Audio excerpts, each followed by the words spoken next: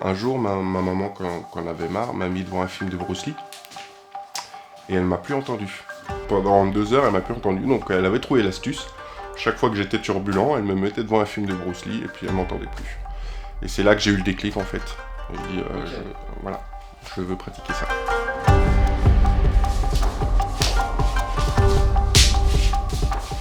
Et c'est là que j'ai appris que effectivement, avant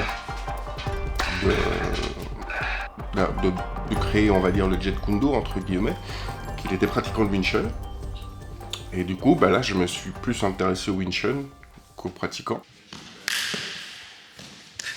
J'ai rencontré celui que j'appelle mon maître, Sing Tran, et qui m'a vraiment ouvert les yeux sur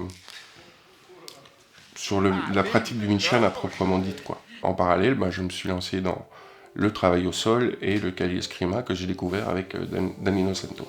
Première chose, j'essaye de limiter les dégâts au niveau de ces frappes. Je déplace ma hanche, d'accord? Là. J'ai encore des manques, j'ai encore des vides à combler, notamment au niveau du sol, puisqu'en Wing Chun traditionnel, il y a pratiquement aucune technique au sol. Et là, bam! D'accord.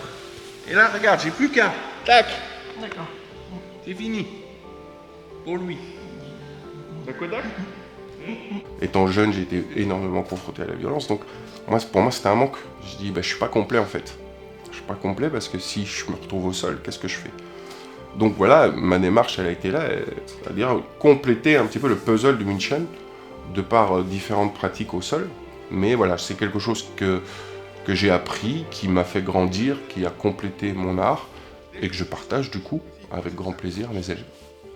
Tant pis si tu lâches, mais ok. Tu comprends ce que je veux dire? Moi, toute partie comme ça. Tu peux lâcher, mais mon point, il va déjà arriver. Tu comprends ce que je veux dire? Vas-y. Là, dès que je sens, bam, que tu lâches pas derrière, c'est pas grave.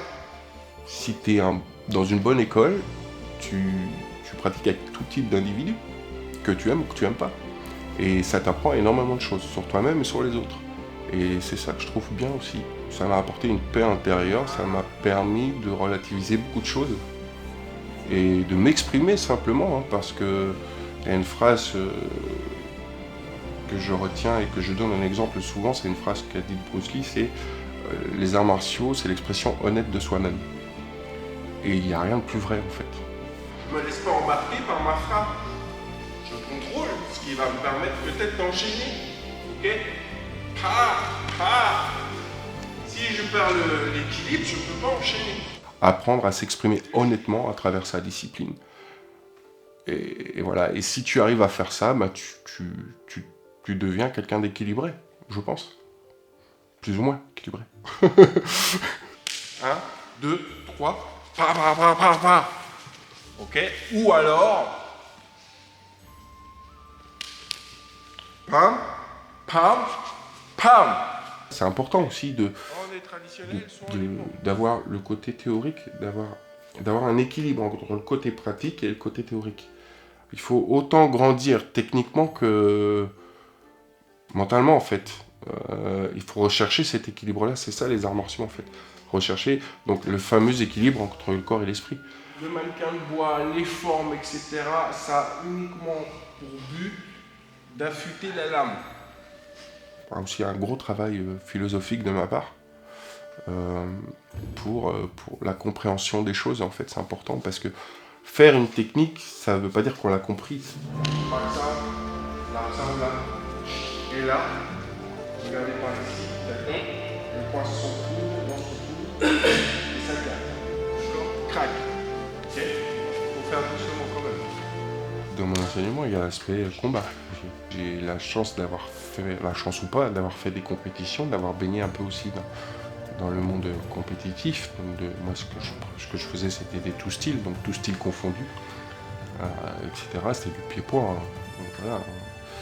Et c'est une expérience supplémentaire qui a son sens, parce que ça t'apporte aussi beaucoup de choses et de réalisme. Pour moi, quelqu'un qui